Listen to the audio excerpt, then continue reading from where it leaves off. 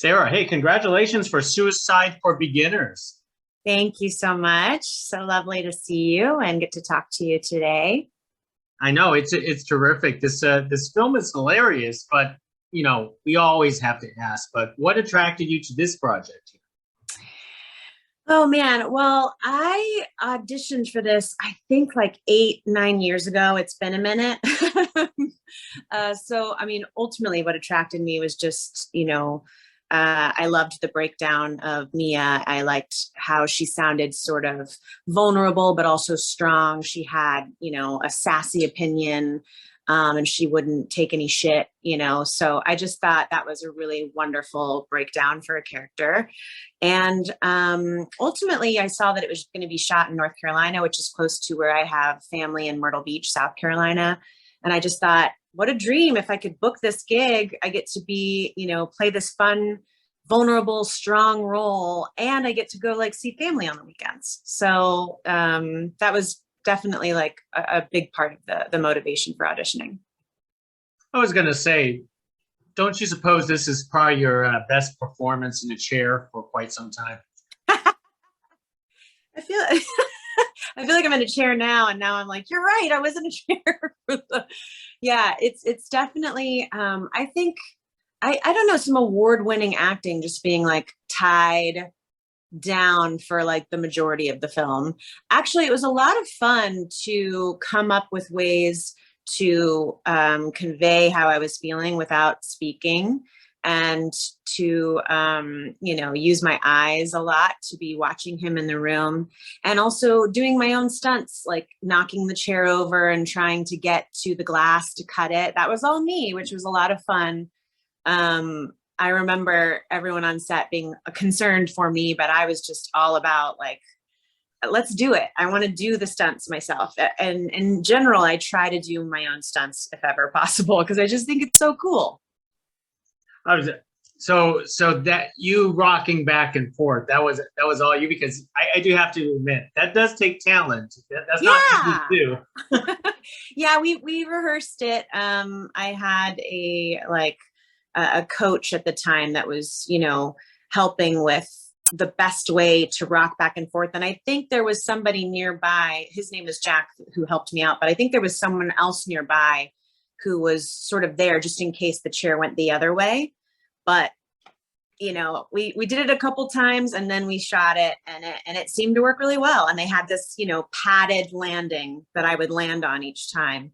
But it was, I also think I wasn't truly like, roped in.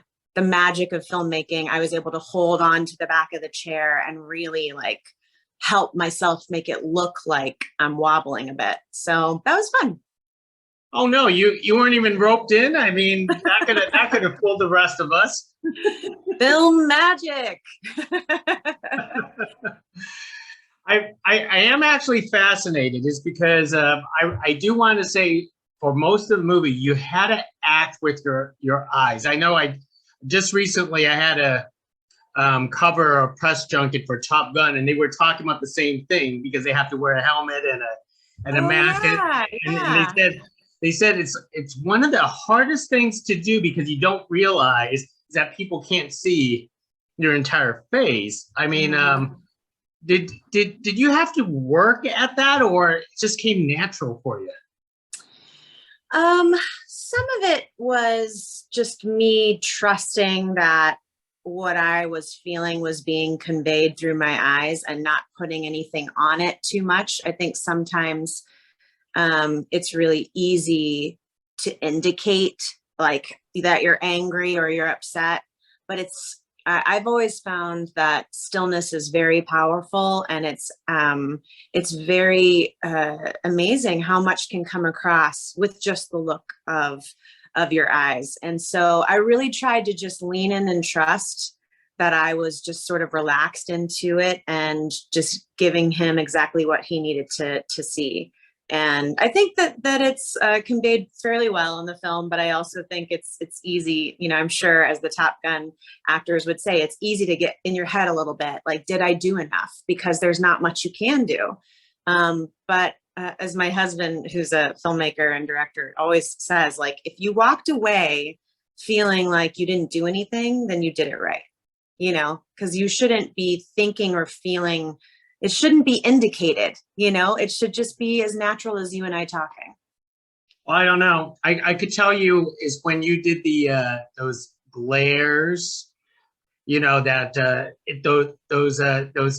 those angry glares that just stick like a dagger into the heart of. I feel sorry for your husband because that really does you You know, put out know, that emotion out there. I have to give it to him. He's probably the one of the only people in the entire world that knows exactly how to deal with me when I have those angry glares. He's pretty good at softening me. That is great. Now you're no stranger to comedy. So how does the comedy in something like this much different from other projects? I mean, I want to say this is very much dark humor comedy. Yes. Oh, definitely. Definitely a dark comedy. I think I'm actually my comedic chops, if you will, are best in a very real setting where I'm being as honest as possible. And it just so happens that the world around me is chaotic and funny and crazy. Or it just so happens that I'm being so truthful that what I'm doing ends up being sort of ironic and funny because of the things that are coming out of my mouth.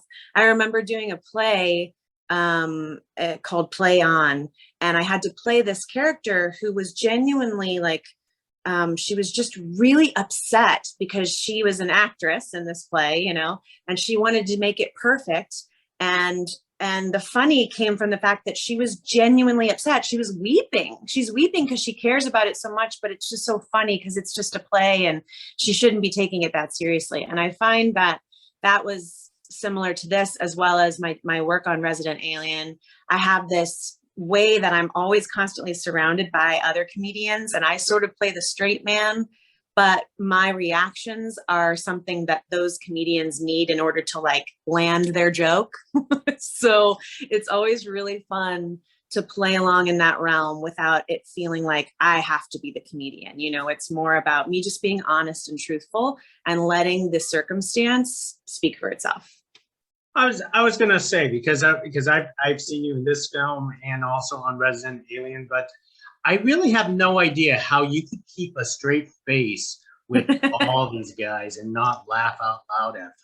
But you do, You right? know, I do my best. I think you get to a point where I wouldn't say I'm numb to it, but I'm used to it. So I do have some practice with not cracking up. But honestly, all my castmates will tell you I'm the first one to go. If something happens and I can't hold it in, they are able to hold it way more than I can because I'm constantly watching it unfold right in front of me, whatever that crazy thing is they're doing. And they're so committed. And it's hilarious, especially Alan and Alice Wetterland, who plays Darcy. Watching them work is just, I mean, it's a joke, one joke after another that is so good that you can't help but just, I mean, I'm just elated every time I get to be in scenes with them. Now on a film like this, being a a small cast, what was that energy like? Especially, you guys are small cast, intimate garage setting, getting close to each other, similar situations, rope tied up, that kind of stuff. Well, a small cast always makes really good space for a familial setting. And I think we got really close really quickly because the lead, Will Daniels, and one of the other supporting roles, Julia Lehman, we all shared a house together because we were coming from LA and some of the other actors were local. So we immediately had to be like roommates, which is already just sort of like a family setting. And then when we're on set together, it's small but incredibly fun force to work with that you really have to communicate with one another, and you really have to make sure that you leave any negative attitude at the door. There was actually a moment with someone who was helping us on location who was being a bit rowdy, if you will. And I remember myself and Julia were sort of standing up for the crew, like, you can't treat us this way, you know? And it's really amazing how protective we got of one another and how much we were willing to go to bat for one another at any moment. So it was lovely. And I think that kind of small energy is not something you can always get when you're in a big production, you know, on a big set. You have, you know, like in Resident Alien, I have an incredible relationship with my cast.